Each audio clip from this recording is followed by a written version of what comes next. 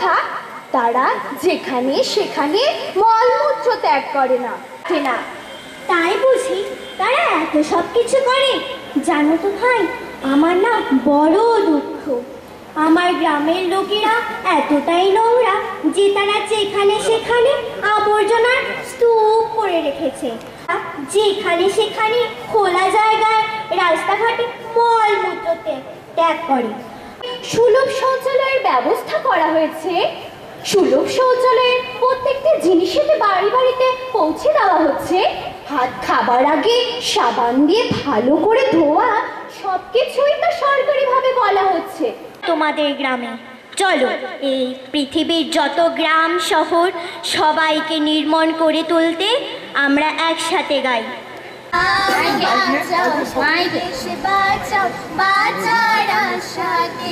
তা হলো জলের অপচয় না করা। শোনো শোনো হে নগরবাসী, শোনো দিয়া মন, তোমরা জল বাঁচাও জলে জলে, কারণ জলের অভাব হচ্ছে এখানে।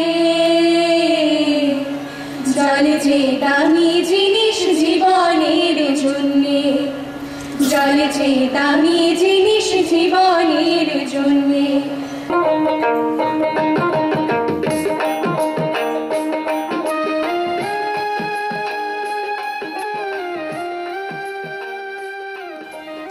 যে শিশু জন্মেছে আজ, তার জন্য পৃথিবীর প্রাণপণে সরাবো জঞ্জাল।